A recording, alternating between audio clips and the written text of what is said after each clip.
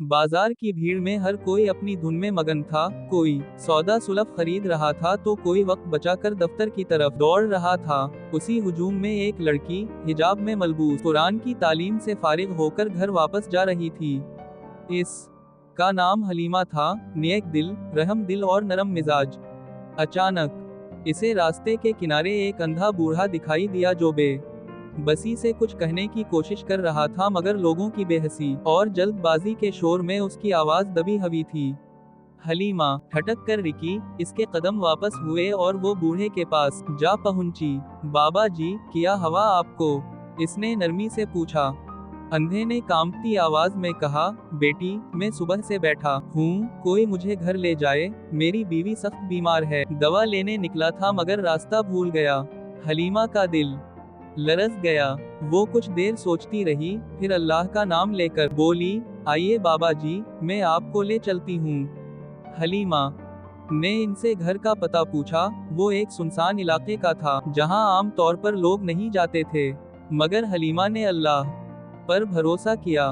वो इन्हें रिक्शे में बिठाकर बताए गए पते पर ले गई। जब वो उस पुराने इलाके में पहुंची तो वहाँ का मंजर हैरान किन था।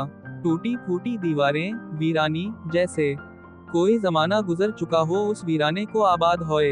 एक दफा तो भी परेशान हो गए सुनसान इलाका देख के, मगर अल्लाह का नाम लेकर वो बाबा जी के साथ एक छोटे से घर में दाखिल हुई। अंदर गहरा अंधेरा था। अचानक दरवाजा बंद हुआ। हलीमा घबरा गई। सामने वही बूढ़ा शख्स अब एक बदलती हुई आवाज में बोला, जानती हो बेटी, लोग मुझसे डरते हैं, मुझ पर तरह तरह की तहमतें लगाते हैं। मैं अंधा जरूर हूँ, मगर मैं जन्नत की दुनिया से वाबस्ता हूँ। हलीमा पीछे हटने लगी, मगर खौफ के बावजूद उसने चारों कुल का वरद शुरू कर दिया। कमरे में लर्जा तारी हो गया। अंधे बूढ़े ने कहा, बस बस रुक जाओ, तुम्हारी जबान में नूर है, तुम्हारे दिल में खौफ खुदा है। मैं तुम्हें नुकसान नहीं पहुंचा सकता। मैं हकीकतन अंधा नहीं हूँ, बल्कि मुझे दुनिया के जुल्म वाओ सितम ने नाबीना बना दिया, और फिर एक जिन ने मुझे अपनी कैद में ले लिया।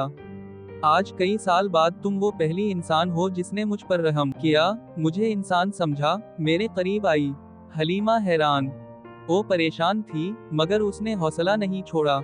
बूढ़ा शख्स बैठ गया और अपनी कहानी सुनाने लगा कि किस तरह वो एक ताजिर था, लोगों की मदद करता था, मगर फिर इस पर झूठा इल्जाम लगा, लोगों ने उसे मारा पीटा, और वो जंगल में जा छुपा, जहां एक जिन ने इस पर काबिज होकर उसे दुनिया से काट दिया। मगर जब हलीमा ने कुरान की तिलावत की तो वो जिन भाग गया।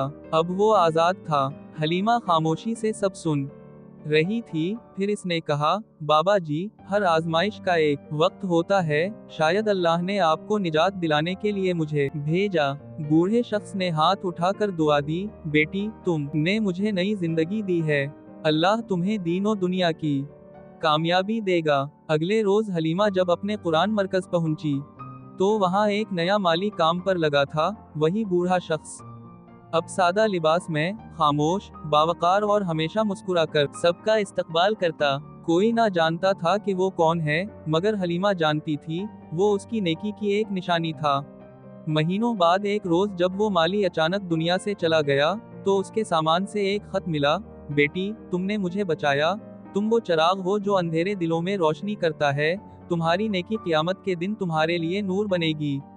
ये खत पढ़कर हलीमा की आंखें भर आएं, और वो समझ गई कि अल्लाह कैसे अपने नेक बंदों को आजमाता है, और कैसे वो एक नज़र, एक कदम, एक मदद पर जन्नत के दरवाजे खोल देता है।